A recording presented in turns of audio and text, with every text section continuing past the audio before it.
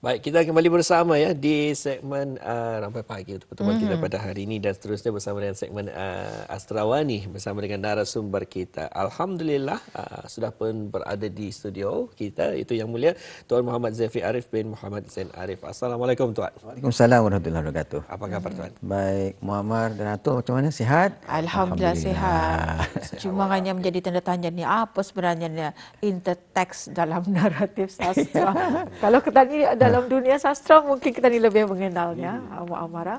Jadi ini yang akan kita ni bawakan ya Tuan.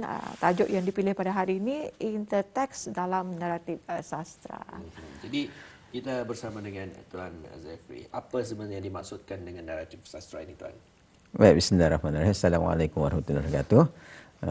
Para penonton yang dihormati, peminat sastra, penggiat sastra, pelajar sastra dan semualah komuniti sastra. Kalau kita bercakap tentang sastra ya, mungkin sebagai ulangan ataupun barangkali sebagai satu pengetahuan yang baru, sastra itu adalah sebuah cerita, ya biasanya cerita. Jadi ini adalah satu pengertian yang sangat dasar, sangat umum. Bila kita bercakap tentang sastra, ia adalah sebuah cerita. Cerita yang disampaikan dalam bentuk tulisan kata-kata, cerita yang disampaikan dalam bentuk kata-kata puisi, dalam pantun, dalam syair, kemudian kata-kata yang mungkin dibuat dalam bentuk imajan, ya. Kerana sastra itu bukan hanya teks, ya, tapi juga ada sastra yang dikatakan non-teks literature atau sastra bukan teks. Ya. Jadi pada dasarnya sastra itu menyampaikan sebuah cerita ataupun yang dikenali sebagai dalam konteks yang akademik, ya, naratif. Maksudnya naratif itu adalah cerita dan sastra itu adalah tools atau peralatan yang dikatakan sebagai satu epistemologi tentang ilmu, ya, disiplin ilmu sastra. Jadi itu.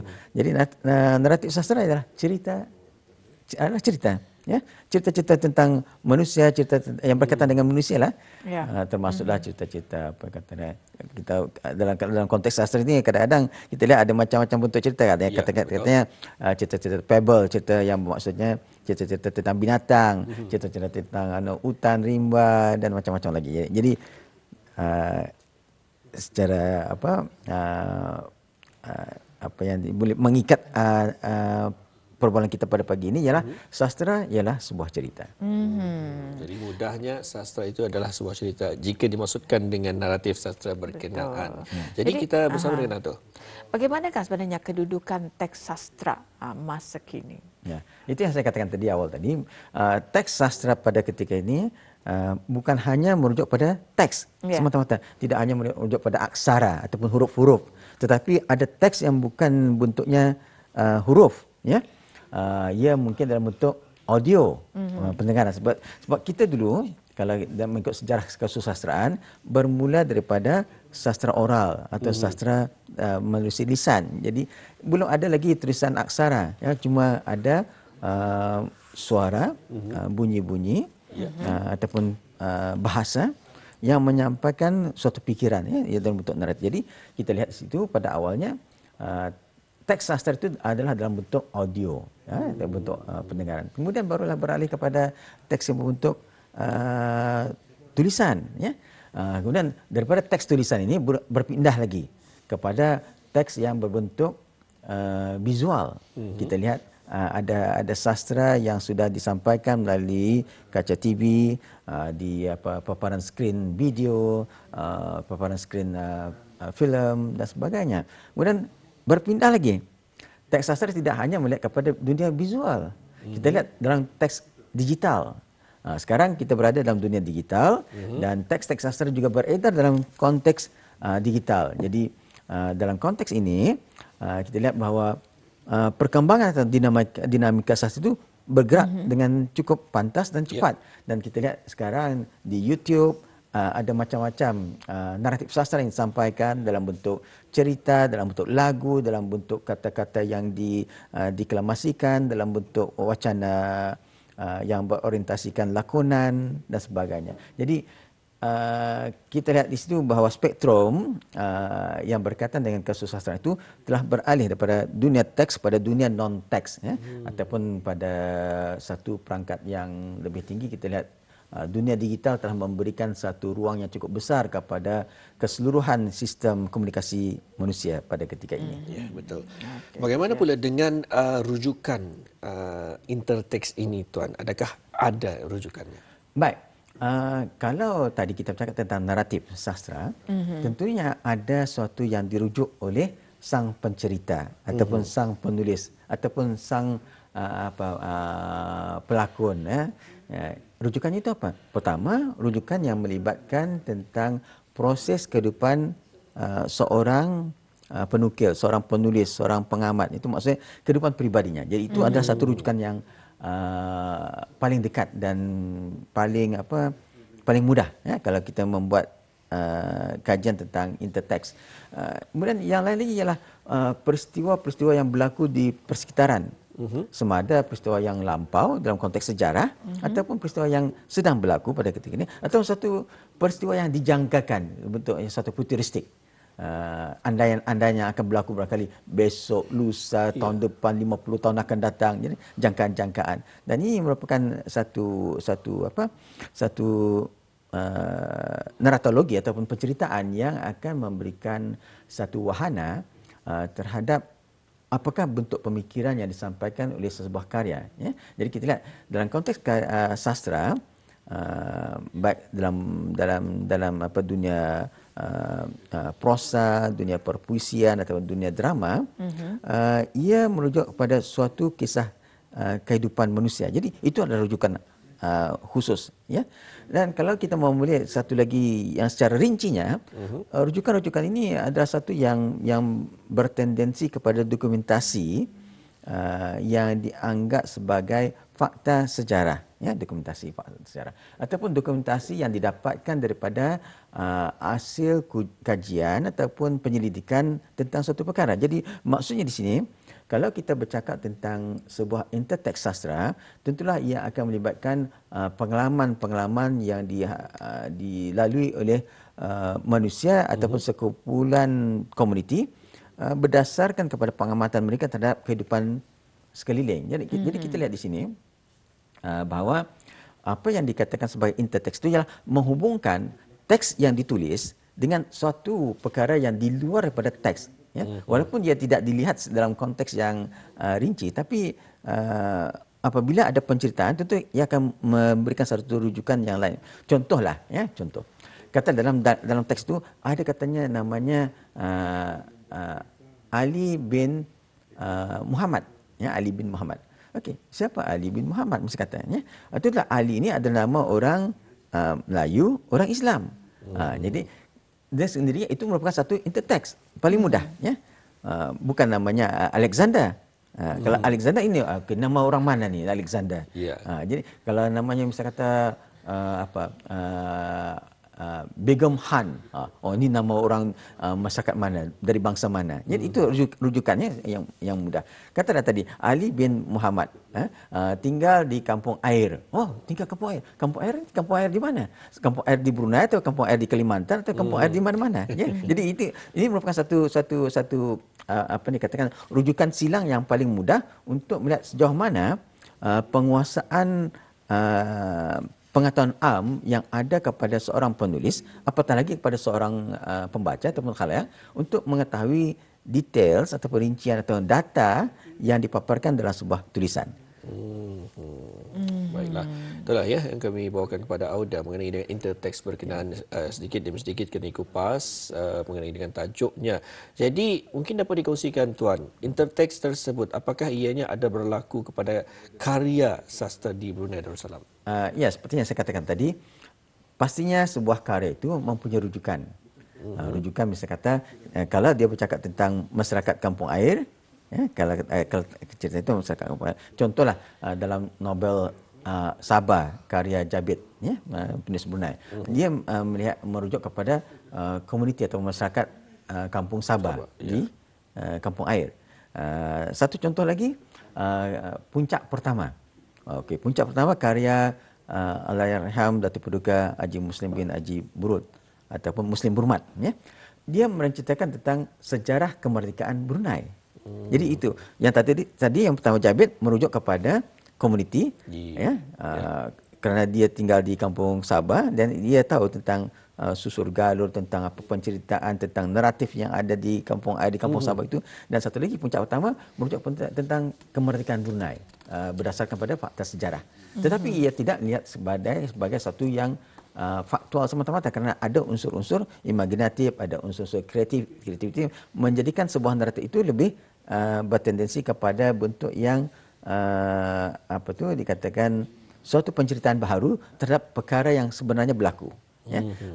Contoh yang lain lagi, contohlah kita berikan contohlah supaya kita faham. Yeah. Karya-karya yang berhormat Pin Mukti, Adi Rumi.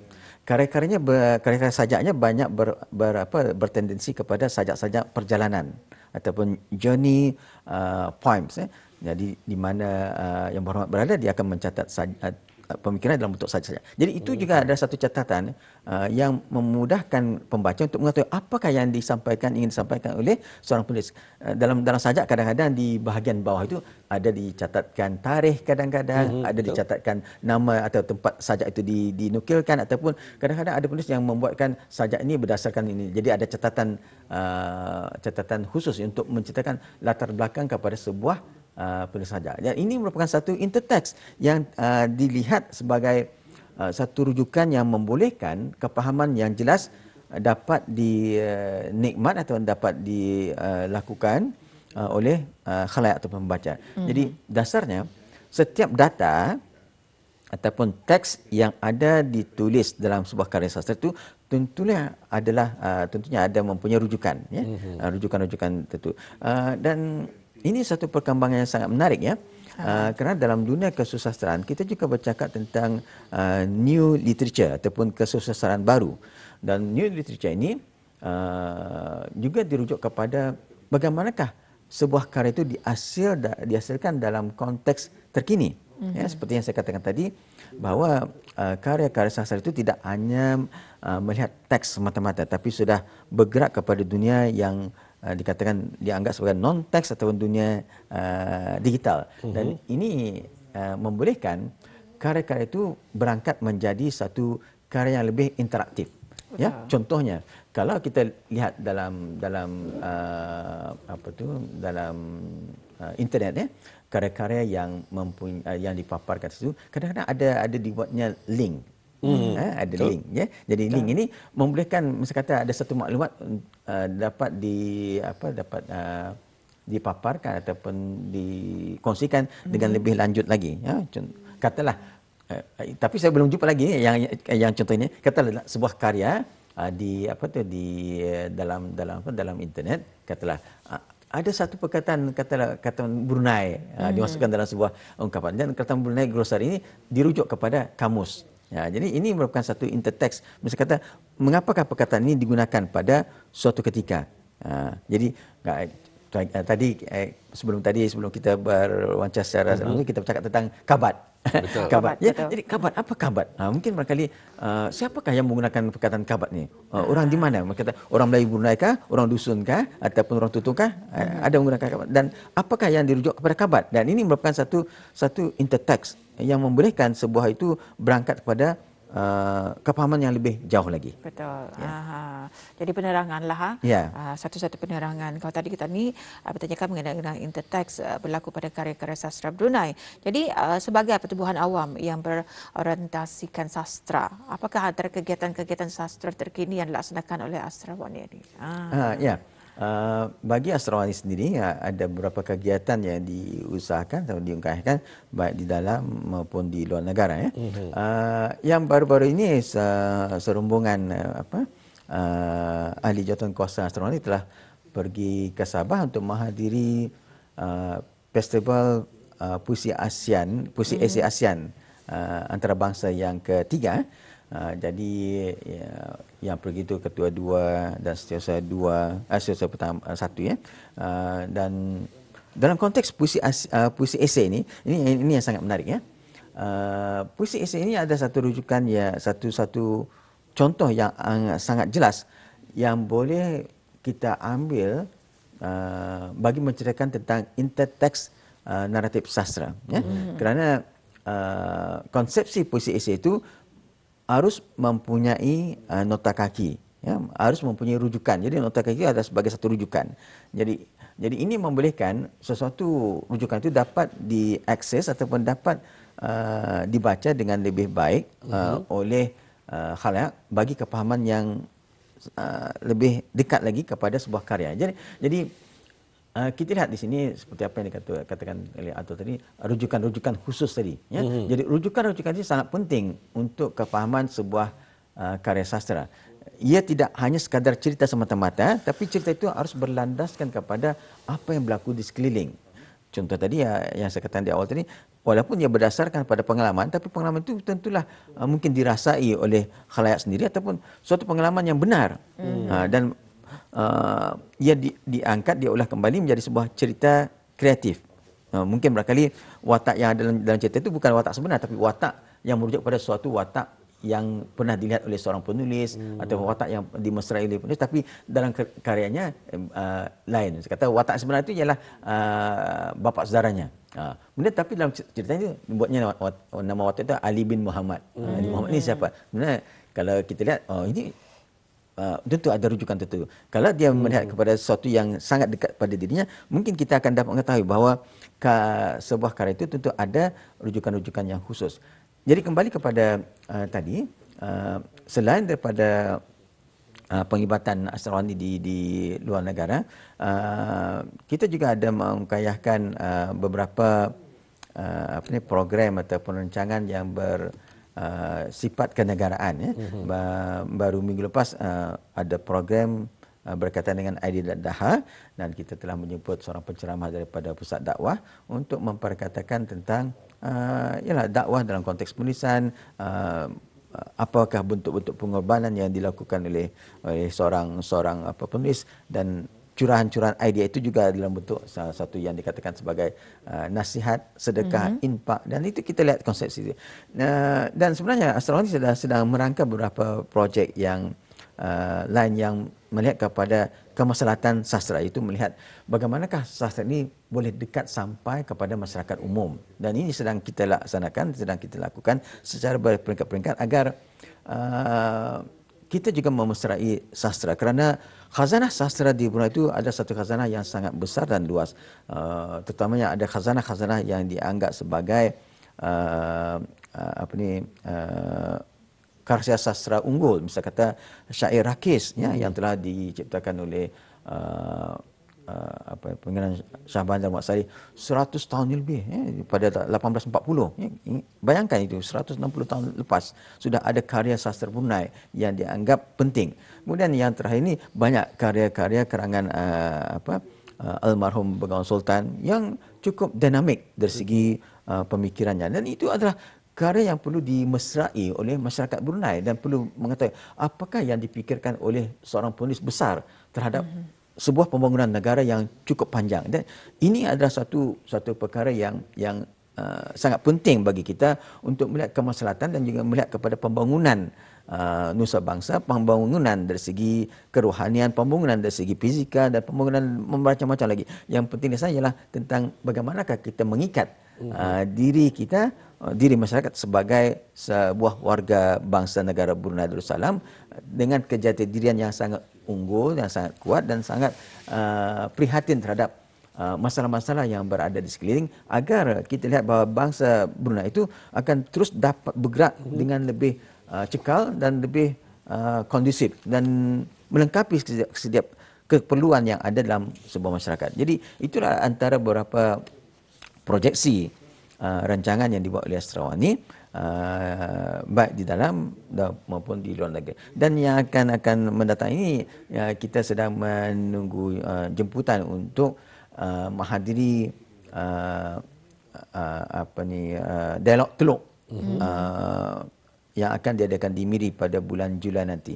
Jadi di situ kita lihat tentang apakah yang berlaku dalam konteks kesusastraan di peringkat Teluk. Misalnya kesusastraan Borneo ini, apa yang berlaku di Labuan, di Sepitang, di Lawas, di Miri, di Brunei, itu melihat kepada daerah Teluk, kan. Dan ini juga akan memberikan satu hubungan rujukan tentang interteks tadi. Betul. Apakah misal kata karya-karya yang dihasilkan oleh penulis-penulis di negara jiran di Malaysia itu juga berkaitan dengan masyarakat Brunei, ataupun apakah karya-karya sastra dalam konteks sastra Brunei itu juga menceritakan tentang masyarakat di Limbang, di Labuan, di Lawas, di Awat-Awat, di Sundar. Jadi ini sangat menarik ya, kerana ceritanya bila kita katakan naratif sastra itu ia tidak hanya melihat pada satu skop yang kecil, tapi sebenarnya ia akan melibatkan tentang banyak pemikiran yang berkaitan dengan pembangunan negara bangsa. Alhamdulillah.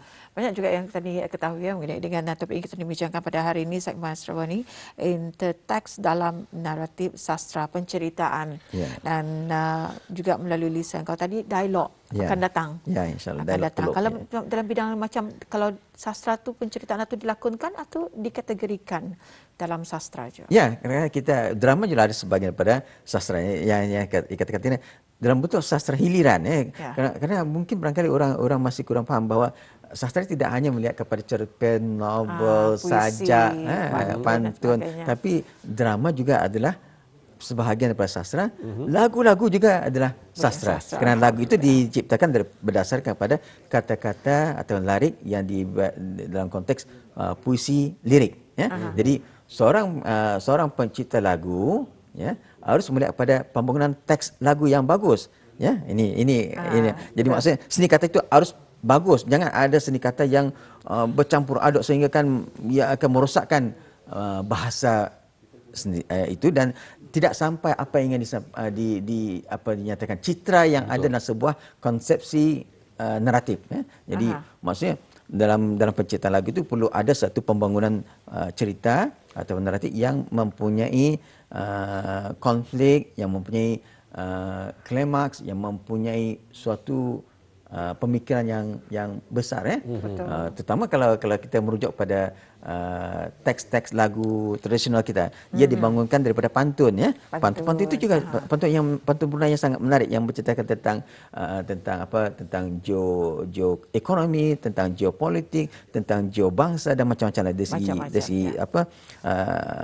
yang dikatakan tadi, rujukan interteks itu. Kalau kita lihat rujukan pantun itu juga akan memberikan satu pemikiran bahawa karya sastra itu selain pada naratif biasa juga mengungkapkan suatu naratif yang sangat khusus yang akan memberikan referensi atau rujukan terhadap tempat, tentang peristiwa, tentang tokoh, dan tentang yang besarnya penceritaan sebuah negara bangsa. Alhamdulillah. Itu dia antara yang kita bawakan ya, interteks dalam naratif sastra. Apapun, terima kasih kami ucapkan kepada Yang Mulia Tuan Muhammad Jeffrey dengan penjelasan. Sedikit sebanyak kami pun mengetahui, begitu juga penonton kita. Sampai kita jumpa lagi Tuan. Assalamualaikum. Waalaikumsalam warahmatullahi wabarakatuh.